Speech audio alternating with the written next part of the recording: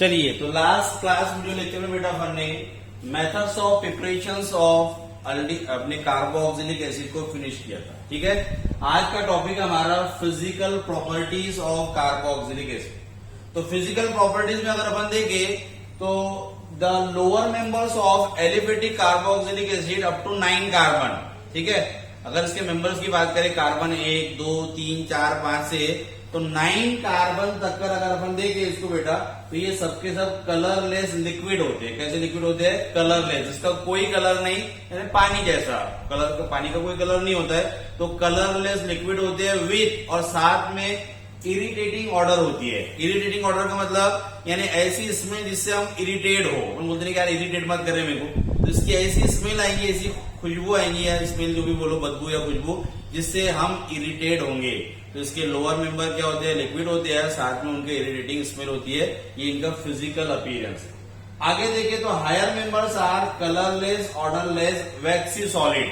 अब आगे बढ़ेंगे 9 कार्बन के बाद में 10, 11, 12, 13, 14 कार्बन पे, तो इनके जो मेंबर्स होंगे वो कलरलेस, ऑर्डरलेस, वैक्सी सॉलिड होंगे। क्या मतलब होता है वैक्सी सॉलिड का? यानी मोम जैसे सॉलिड। सॉलिड तो होंगे लेकिन सॉलिड जो होंगे बेटा वो पत्थर जैसे सॉलिड नहीं होंगे, पत्थर फोड़ जिसको बोलते हैं अपन, नहीं, ये सॉलिड होंगे मोम जैसे। जैसे मोमबत्ती आती है अपनी, मुलायम होती है, नरम होती है, भाई सॉलिड तो दिखती है लेकिन नरम होती है, दबाने से दब जाती है, मोड़ने से मुड़ जाती है। तो ये सॉलिड होंगे लेकिन वैक्स जैसे सॉलिड होंगे, इसलिए इनको वैक्सी सॉलिड कहा जाता है। अब बॉइलिंग पॉइंट पर आए तो बॉइलिंग पॉइंट की ये पॉइंट इंपॉर्टेंट है। बॉइलिंग पॉइंट में बेटा अगर अपन देखेंगे तो carboxylic acid having the higher boiling point as compare to alcohol. Alcohol से ज्यादा होता है इसका, अल्डिहाइड से ज्यादा होता है, कीटोन से ज्यादा होता है, अल्केन से ज्यादा होता है, इथर से ज्यादा होता है। अभी तक करके सबसे बड़ा बॉइलिंग पॉइंट चल रहा था अल्कोहल का ही। अल्कोहल को अभी तक किसी ने पछाड़ नहीं पाया था। यानी अगर बॉइलिंग पॉइंट यहां तक कर आए, जैसे ये क्वेश्चन मैंने यही लिख दिया कि बॉइलिंग पॉइंट कंपेयर करना है, अल्केन दिया, इथेन, फॉर्मल्डिहाइड दिया है, मिथिल अल्कोहल दिया है, तो सबसे ज्यादा बॉइलिंग पॉइंट किसका होगा? मिथिल अल्कोहल का, फिर अल्डिहाइड का, फिर अल्केन का। यानी अभी तक का जो टॉपर था हमारा वो अल्कोहल ही था, लेकिन अल्कोहल को पछाड़ने वाला अभी पैदा हो गया, यानी वो कार्बोक्सिलिक एसिड है। तो कार्बोक्सिलिक एसिड का बॉइलिंग पॉइंट अल्कोहल से भी ज्यादा होता है। कार्बोक्सिलिक एसिड का बॉइलिंग पॉइंट किससे ज्यादा? अल्कोहल से ज्यादा। इसका रीजन ये है because it form the dimer. ये डाइमर बना देता है। What is dimer? तो डाइमर मतलब 2 molecules are combined with each other, they form the dimer. 2 molecule जब आपस में कंबाइन होंगे सिंगल मॉलिक्यूल, तो डाइमर यानी 2 लोगों का मिलकर बनने वाला एक चीज को बोला जाएगा डाइमर। जैसे लिखे भी अपन ने, डाइमर क्या होता है? तो in which 2 molecules are held by the hydrogen bonding. ऐसा डाइमर उसको कहा जाता है इसमें 2 मॉलिक्यूल आपस में हेल्ड होना यानी जुड़ना, काय की हेल्प से, with the help of hydrogen bonding. जैसे मैंने यहाँ पर लिया RC≡OOH, यानी ये एक कार्बोक्सिलिक एसिड, दूसरा RC≡OOH, ये दूसरा कार्बोक्सिलिक एसिड। ये 2 कार्बोक्सिलिक एसिड आपस में जुड़ेंगे with the help of hydrogen bonding. क्यों हुआ हाइड्रोजन बॉन्डिंग? तो इस ऑक्सीजन पे डेल नेगेटिव रहेगा और ये हाइड्रोजन पे रहेगा डेल पॉजिटिव, क्योंकि इसकी इलेक्ट्रोनेगेटिविटी ज्यादा है, तो बॉन्ड के इलेक्ट्रॉन को अपनी तरफ खींचेंगे, तो यहाँ नेगेटिव, यहाँ पॉजिटिव। सेम यहाँ पर भी वही फिनोमिना चलेगा भाई, यहाँ नेगेटिव, यहाँ positive. Opposite pole they are attract with each other. ये हाइड्रोजन पे का पॉजिटिव चार्ज किसी नेगेटिव को देखकर अट्रैक्ट होगा, और यहाँ पर ये H ने O के साथ बॉन्ड बना दिया। इसको बॉन्ड को डैश डैश से बताया जाता है, इस बॉन्ड को बोलते हैं हाइड्रोजन बॉन्ड। तो 2 कार्बोक्सिलिक एसिड आपस में जो जुड़े हुए हैं वो with the help of hydrogen bonding जुड़े हुए हैं, और 2 के मिलकर एक बन गया। इस प्रोसेस को कहा जाता है डायमर, डायमराइजेशन। एक होता है पॉलीमराइजेशन, यानी बहुत सारे मॉलिक्यूल आपस में मिलकर एक सिंगल मॉलिक्यूल बनाने को, ऐसी प्रोसेस को कहा जाता है पॉलीमराइजेशन। डायमराइजेशन यानी डायमर यानी 2 मिल जाए, ट्राइमराइजेशन यानी 3 मिल जाए, टेट्रामराइजेशन यानी 4 मिल जाए, बहुत सारे मिल जाए तो उसको पॉलीमराइजेशन कहा जाता है। तो यानी ये डायमर, तो डायमर की वजह से इसका बॉइलिंग पॉइंट बढ़ गया है। क्यों बढ़ गया बेटा? क्योंकि मास पर डिपेंड करता है, जितना ज्यादा यहाँ पर मॉलिक्यूलर मास, अब ये जाहिर सी बात है ये बॉन्ड दोनों एक्स्ट्रा बॉन्ड बन गए। अगर मुझे इसको बॉइल करना है तो मुझे ये एक्स्ट्रा बॉन्ड को तोड़ना पड़ेगा। एक्स्ट्रा बॉन्ड को तोड़ने के लिए एक्स्ट्रा हीट देनी पड़ेगी, टेम्परेचर देना पड़ेगा। एक्स्ट्रा हीट देने के कारण इसका बॉइलिंग पॉइंट क्या हो जाता है? बढ़ जाता है। तो यहां से यही पॉइंट एक इंपॉर्टेंट है कि जो इसका बॉइलिंग पॉइंट होता है कार्बोक्सिलिक एसिड का वो ज्यादा क्यों होता है, तो हम बोलेंगे because it form the dimer, ये डाइमर बनाता है। What is dimer? Two molecules are combined with the help of hydrogen bonding, they form the dimer. दो मिलकर एक बन गया, उसको डाइमर बोला जाता है। सीधी सी बात है कि अगर एक का वजन मैं सानिका का वजन लूंगा तो कम बढ़ जाएगा, सानिका के साथ में सुहानी को चिपका दिए तो अब ये डबल हो गया, डाइमर बन गया। इन दोनों का वेट क्या हो जाएगा? ज्यादा हो जाएगा, ये डाइमर बन गया। समझ में आया? इसलिए इनका बॉइलिंग पॉइंट भी ज्यादा हो जाएगा। अगली है प्रॉपर्टी सोल्यूबिलिटी। सोल्यूबिलिटी की बात करेंगे तो lower members of carboxylic acid up to 4 carbon, 4 carbon तक का जो कार्बोक्सिलिक एसिड होते हैं they are soluble in water, ये पानी में अच्छे से सोल्यूबल होते हैं। क्यों सोल्यूबल होते हैं पानी में? तो सोल्यूबिलिटी की वजह थी, अपने को पता है क्या थी वजह, वो हाइड्रोजन बॉन्डिंग। कि अगर पानी में सोल्यूबल किसी को होना है तो मुझे क्या करना पड़ेगा? उसके साथ में हाइड्रोजन बॉन्डिंग बनाना पड़ेगा। सीधी सी बात है, अगर मुझे तुम्हारे साथ में सोल्यूबल होना है तो मुझे तुमसे फ्रेंडशिप करना पड़ेगी, बातचीत करनी पड़ेगी, तुमसे दोस्ती करना पड़ेगी, तभी तो मैं तुम्हारे साथ मिल पाऊंगा।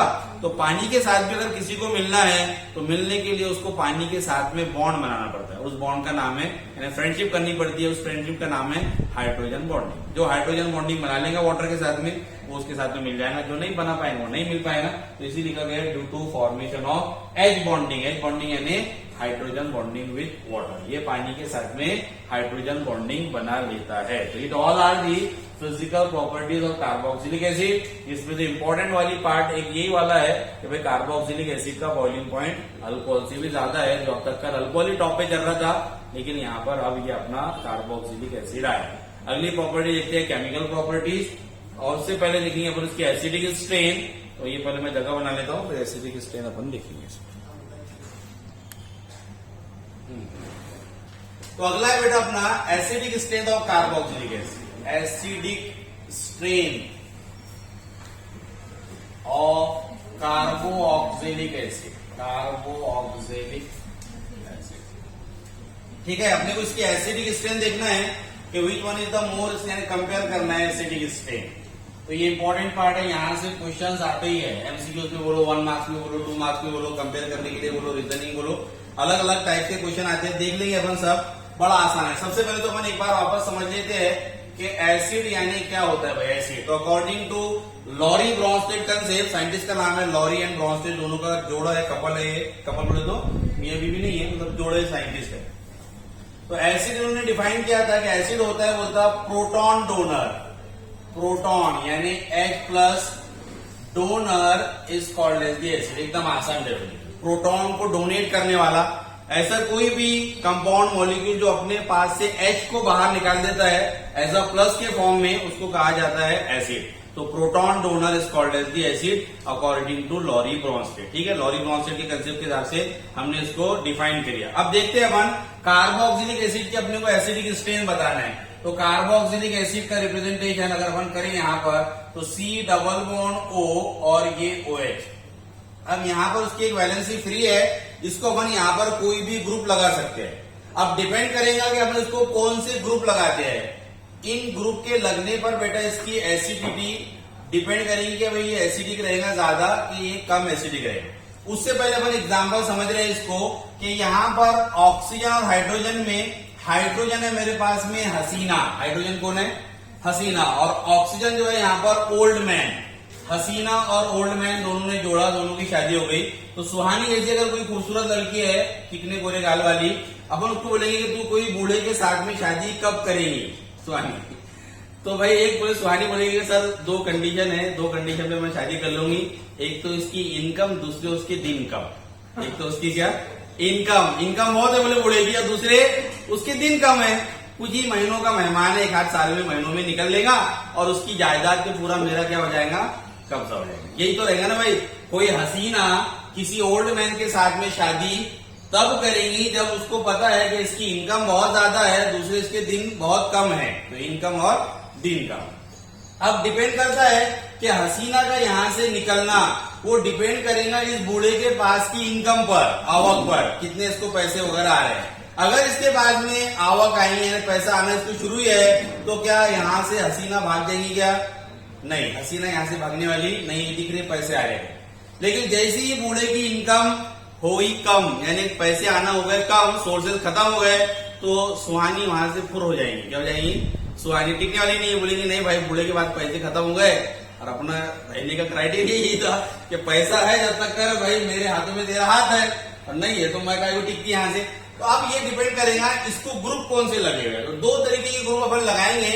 एक ग्रुप लगाएंगे यहाँ पर अपन इलेक्ट्रॉन डोनेटिंग ग्रुप, जिसका कौन सा इफेक्ट लगेगा, प्लस आई, पॉजिटिव इंडक्टिव इफेक्ट। अगर कोई इलेक्ट्रॉन डोनेटिंग ग्रुप लगते हैं इलेक्ट्रॉन देने वाले, तो उनका जो इफेक्ट लगता है वो इफेक्ट का नाम होता है बेटा प्लस आई, यानी कि इलेक्ट्रॉन यहां से डोनेट करेंगे। अगर ये इलेक्ट्रॉन डोनेट करेंगे तो इलेक्ट्रॉन डोनेट करने पर ओ पर निगेटिव चार्ज बढ़ेगा।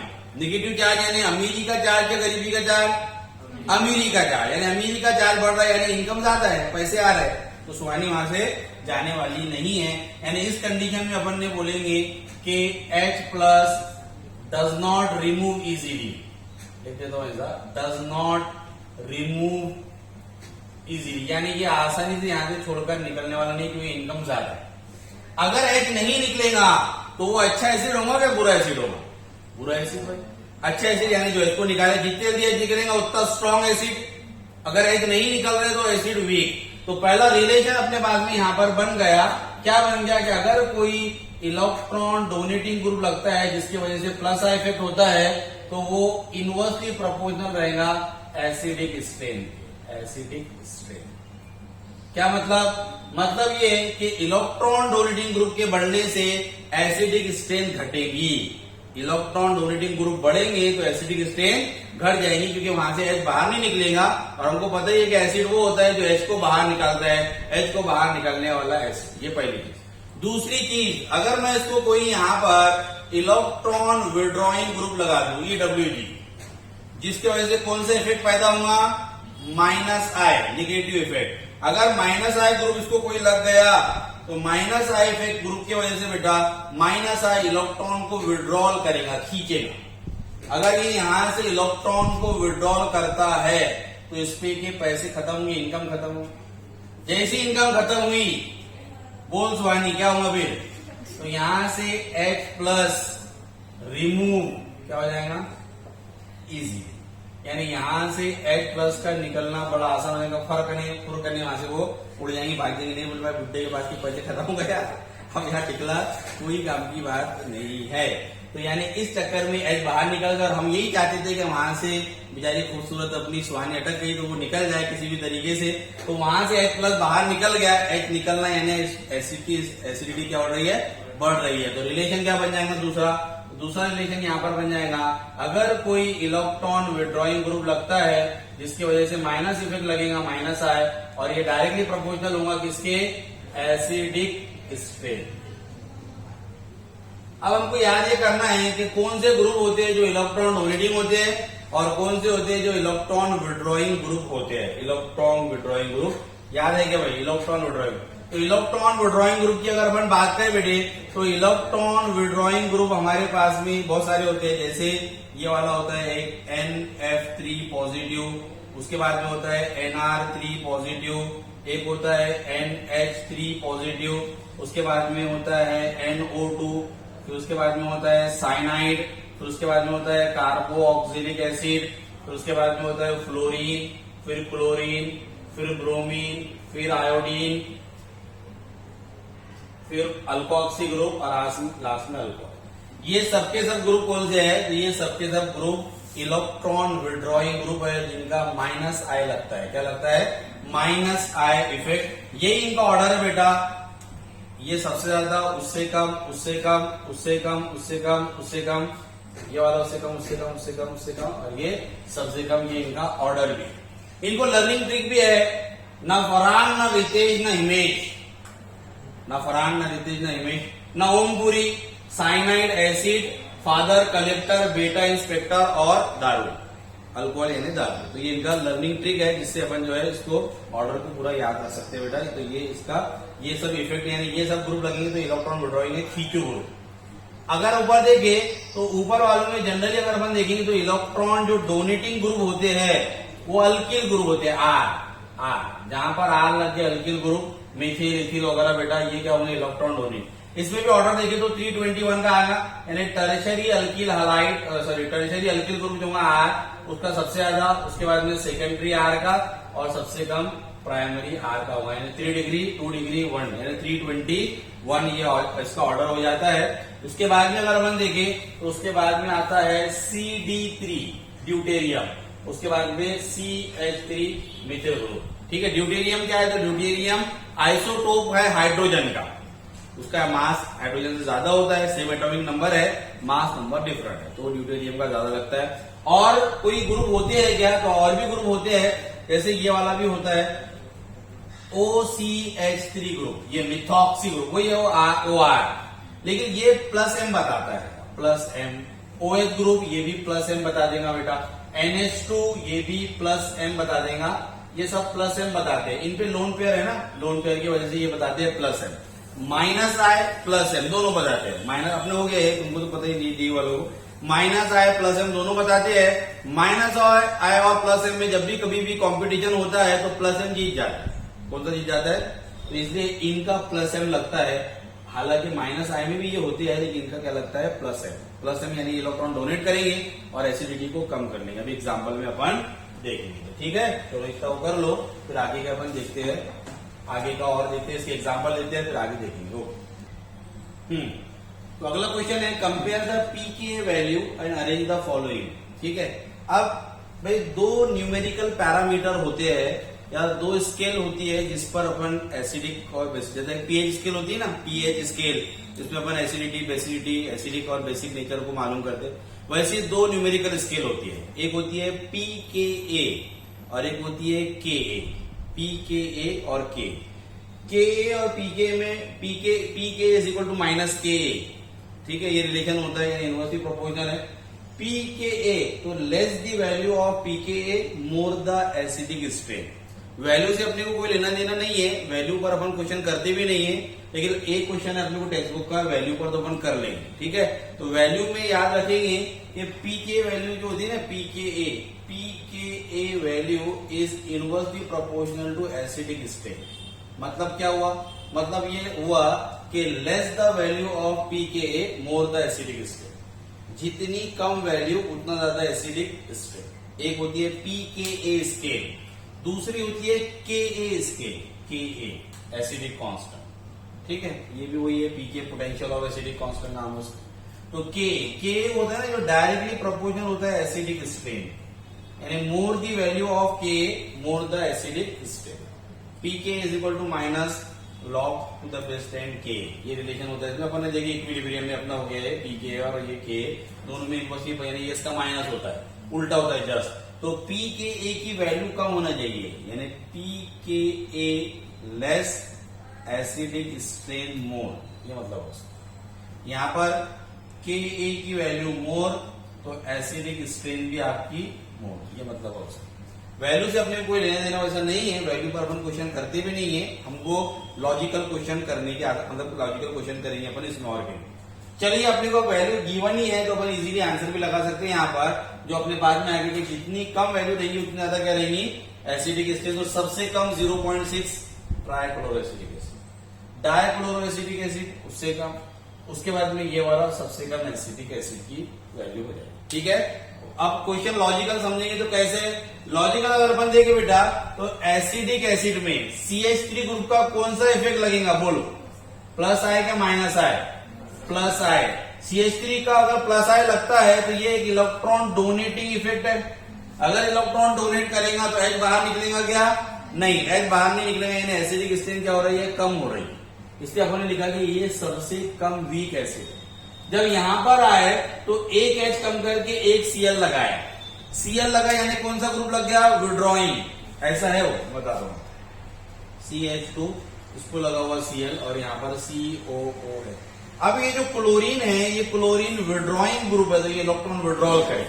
अगर विड्रॉल करेंगे तो इधर भी सप्लाई बंद हो गया, उल्टा इधर आ जाएगा। इधर पैसे आ रहे तो बॉडी के पास के पैसे खत्म और वहां से H का निकलना आसान। यानी इन दोनों में कंपेयर करेंगे तो यहाँ देने वाला लग रहा था, यहाँ पर लेने वाला लग। अगर लेने वाला इफेक्ट लगेगा तो एसिडिक स्ट्रेन को बढ़ाएगा, इसलिए इन दोनों में कंपेयर किए तो जो मोनोक्लोरो एसिडिक एसिड है, मोनोक्लोरो एक क्लोरीन वाला, इसलिए इसकी एसिडिक स्ट्रेन ज्यादा है। ये क्वेश्चन एग्जाम में आया हुआ है आपको, यही वाला आया सेम। उसके बाद में डाइक्लोरो देखेंगे 2 Cl लगे, मतलब अगर मैं यही बता दूं एक H कम कर देता हूं और उसके जगह पर 1 Cl और लगा देता हूं तो 2 Cl लग गए। 2 Cl 1 Cl के मुकाबले में ज्यादा इलेक्ट्रॉन खींचेंगे, जितने ज्यादा इलेक्ट्रॉन खींचेंगे बुड्ढे के पास के पैसे उतने ज्यादा कम हो जाएंगे और H का निकलना वहां से इतना ज्यादा इजी हो जाएगा। जितना जल्दी H निकल जाएगा उतना ज्यादा एसिडिक, इसलिए इन दोनों में कंपेयर करें तो ये ज्यादा एसिडिक। यहां देखे तो 3 H लगे तो 3 Cl लगे, तीनों क्लोरीन बहुत ज्यादा इलेक्ट्रॉन को खींच लेंगे जिसकी वजह से H बहुत जल्दी वहां से निकल जाएगा। इसलिए जो ट्राइक्लोरो एसिडिक एसिड होता है is more acidic as compare to dichloro, di is more acidic as compare to monochloro and monochloro is more acidic as compare to acetic acid. Clear है, सभी को समझ में आ गया होगा। इस तरीके से बेटा ये वैल्यू के बेस पे भी कर लिया अपन ने और लॉजिकल भी आपको मैंने समझा दिया किस तरीके से। चलिए इसको नोट करने से पहले ये देख लो एक बार, अगर हमारे पास में यहाँ पर है फॉर्मिक एसिड HC≡OH ऐसे लिख दिया और उसके कंपेयर में एसिडिक एसिड CH3C≡OOH, हमसे पूछा जाएगा बताओ इन दोनों में कौन ज्यादा एसिडिक एसिड है, which one is the more acidic and why, ऐसा बोल दे। या क्वेश्चन ऐसा भी आ जाएगा why formic acid is more acidic as compare to acidic, या ऐसा भी आ जाएगा why acidic acid is less acidic as compare to formic acid. तो मैंने तो आंसर बता ही दिया कि फॉर्मिक एसिड ज्यादा एसिडिक होगा एज कम्पेयर टू किसके। भाई ऐसा क्यों, ऐसा इसलिए कि यहाँ पर ग्रुप लगा हुआ है जिसका प्लस आई लग रहा है, जबकि यहाँ पर कोई नहीं है, एच का कोई इफेक्ट नहीं लगता, एच का कोई इफेक्ट ना देने वाला ना लेने वाला। हालांकि यहाँ पर एक देने वाला है, देने वाला एसिडिटी को क्या करेगा, कम करेगा, और ये उसके मुकाबले में न्यूट्रल यानी कुछ भी नहीं, ना देने वाला ना लेने वाला, यानी ये देने वाले से तो अच्छा ही है, बेहतर ही है। इसलिए formic acid is more acidic as compare to acidic acid. तो रीजनिंग क्वेश्चन आ सकता है इसमें कि भाई why formic acid is more acidic as compare to acidic acid, तो हम बोलेंगे because in case of formic acid no any group is present, but in case of the acetic acid one electron donating group is present, that is CH3, it donate the electron and decrease the acidic strain। ऐसा reason आप लिख देंगे, 2 marks के लिए आपको answer इसका मिल जाएगा। तीसरा अगर कंपेयर करें अपन तो यहाँ ही बताता हूँ आपको, अगर मेरे पास में ये कोई कंपाउंड है ऐसे CH2 उसको लगा हुआ है यहाँ पर Cl, यहाँ CH2 COOH एक, दूसरा है भाई ये वाला CH3 CH, यहाँ पर Cl लगा दिया CH2COOH, और तीसरा कंपाउंड है मेरे पास में ये वाला CH3CH2CH, यहाँ Cl लगा हुआ और इसको लगा हुआ COOH। हमसे पूछा गया कि बताओ इन तीनों में कौन सबसे ज्यादा एसिडिक होगा, बताओ सोचो, तीनों में भाई सबसे ज्यादा एसिडिक कौन। सभी में Cl लगा हुआ है, सभी की सब बातें सेम है, एक चीज का फर्क है डिस्टेंस का। यहां पर Cl इससे 3 कार्बन दूर है, वहां पर 2 कार्बन दूर है, वहां पर 1 ही कार्बन दूर है। और हमने जब इंडक्टिव इफेक्ट पढ़ाए थे बेटा तो ये बताए थे कि it is distance depending effect. Distance के हिसाब से इफेक्ट क्या होता चला जाता है, कमजोर। डिस्टेंस बढ़ेगा, फासले बढ़ेगे, इफेक्ट कमजोर होता चल जाएगा। सबसे कम डिस्टेंस यहाँ पर है, यानी यहाँ पर इफेक्ट तगड़ा लग रहा, माइनस आई सभी में लग रहा है, सभी में खींचू ग्रुप है तो सबसे ज्यादा माइनस आई लग रहा है पहले वाले में, इसलिए ये सबसे ज्यादा एसिडिक, फिर उससे कम, फिर उससे कम। ठीक है, फिर यहीं पर एक कंपेयर और कर लेते हैं कि अगर मेरे पास में यहाँ पर है NO2 लगा हुआ CH2COOH को, और दूसरा इसी के कंपेयर में फ्लोरीन लगा हुआ CH2COOH। कंपेयर बोल दिया अपने को, कंपेयर करो भाई दोनों में कौन ज्यादा एसिडिक है, तो NO2 वाला रहेगा कि फ्लोरीन वाला, NO2 वाला। अपन ने ऑर्डर लिखा है, ऑर्डर में देखा कि NO2 फ्लोरीन से पहले आता है, यानी NO2 का जो खींचू इफेक्ट है, दोनों खींचू है, दोनों खींचने वाले, लेकिन इसका इफेक्ट स्ट्रांग लग रहा है, तगड़ा, और इसका थोड़ा सा कमजोर लग रहा है। जिसका इफेक्ट ज्यादा लगेगा बेटा, यानी ये कंपाउंड फर्स्ट है और ये सेकेंड है, तो मैं कंपेयर कर सकता हूं कि first is more acidic as compare to second. इस तरीके से ये इसमें से क्वेश्चन आते हैं। कंपेयर करने के लिए आपको क्वेश्चन आएंगे, आपको बोला जाएगा कि भाई बताओ कौन ज्यादा एसिडिक कौन कम एसिडिक। एक और एग्जाम्पल देख लेंगे बेंजोइक एसिड वाला, कि भाई ये मेरे पास में एक सादा सुधा बेंजोइक एसिड है, इसको कुछ लगा हुआ नहीं। एक बेंजोइक एसिड ये वाला है COOH, जिसको यहाँ पर एक ग्रुप लगा हुआ है, जो ग्रुप है OCH3 ये वाला। तो अभी अपन ने देखा कि इसका माइनस आई भी लगता है और प्लस एम भी लगता है। माइनस आई प्लस एम में दोनों में फाइट, कॉम्पिटिशन, कौन जीतेगा, प्लस एम। प्लस एम यानी डोनेटिंग, अगर डोनेटिंग है तो एसिडिक स्ट्रेंथ को क्या करेगा, घटाएगा। इलेक्ट्रॉन डोनेटिंग ग्रुप है ना, कोई घटाएंगे, यानी सादे वाला benzoic acid is more acidic as compare to इसके। समझ में आया सभी की? अगर यहीं पर एक और दे देता तो ये वाला COOH यहां लगा देता था CH3, तो CH3 यहां लग रहा, CH3 का प्लस आया, दोनों भी डोनेटिंग है, लेकिन प्लस M ग्रुप बड़ा है किसके मुकाबले में, प्लस I के, मतलब इसका इफेक्ट ज्यादा लग रहा है, यानी ये एसिडिटी को जो है वो ज्यादा कम करेगा। तो अगर ऑर्डर बन गया इनका फर्स्ट, सेकेंड और ये थर्ड, इन तीनों का ऑर्डर अगर मैं बनाऊंगा तो सबसे ज्यादा एसिडिक रहेगा आपका फर्स्ट, उसके बाद में कौन सा आएगा, थर्ड वाला। समझा क्या थर्ड वाला क्यों आया? थर्ड वाला इसलिए बेटा कि यहाँ पर जो इफेक्ट लग रहा है वो कम लग रहा है, यानी यहाँ पर भी इलेक्ट्रॉन दिए जा रहे हैं लेकिन यहाँ पर इलेक्ट्रॉन थोड़े कम दिए जा रहे, ठीक है, और यहाँ पर इलेक्ट्रॉन बहुत ज्यादा दिए जा रहे हैं। जितने ज्यादा इलेक्ट्रॉन दिए जाएंगे उतना मुश्किल H का निकलना होगा, तो यहाँ पर H का निकलना बहुत मुश्किल, यहाँ पर भी तो चलो निकल जाएगा, इसलिए इसकी एसिडिटी इससे ज्यादा, ठीक है, इसलिए थर्ड वाला आया और सबसे आखिरी पे आएगा आपका सेकेंड, ठीक है। इसी तरीके से अगर दूसरे कंपेयर करें अपन, ये सादी सुदी बेंजीन और इसको लगा हुआ एसिडिक ग्रुप, और एक दूसरा इसके कंपेयर में मैं ले लूं तो ये वाला और इसको लगा हुआ यहाँ पर NO2 ग्रुप, नाइट्रो, बताओ दोनों में किसकी ज्यादा हो जाएंगी, सेकेंड वाले, क्योंकि NO2 ग्रुप कौन सा ग्रुप है भाई, विड्रॉइंग, इसका दोनों इफेक्ट लगते हैं, -M भी -I भी, तो बहुत खतरनाक He2 ग्रुप है, इसलिए इसका ज्यादा। जितने ज्यादा NO2 ग्रुप रिंग पे बढ़ेंगे उतनी ज्यादा उसकी एसिडिक स्ट्रेंथ बढ़ती चल जाएगी। तो अगर ये आया इसके और कंपेयर में ये वाला आ जाता था तो COOH, एक NO2 यहां पर लगा हुआ, एक NO2, तो ये से ज्यादा हो जाता था। एक जगह और लगा दो तो वो उससे ज्यादा हो जाएगा, यानी तीन NO2 ग्रुप के लगने से एसिडिक स्ट्रेंथ क्या होती चली जाती है, बढ़ती चली जाती है। तो it all are about the acidic strength of carboxylic acid. इस तरीके से बेटा आपको कंपेयर करने के लिए क्वेश्चन यहां से आएंगे, भाई कंपेयर बताओ ये ऑर्डर दिया रहेगा, इसमें से कौन सा रहता है। ये वाला क्वेश्चन मैंने आपको बताया, तो ये एमसीक्यूज में आया था कि which of the following is more acidic in the following, ऐसा करके आ गया था। चारों ऑप्शन थे, चारों में से पहले ऑप्शन करेक्ट है अपना ट्राइक्लोरो। जितने ज्यादा इलेक्ट्रॉन विड्रॉइंग ग्रुप लगेंगे उतना ज्यादा एसिडिक स्ट्रेंथ बढ़ेगी, ठीक है। तो इस तरीके से ये आता है। यहाँ पर रुकते हैं अपन, अगले वीडियो लेक्चर में मिलेंगे। ओके।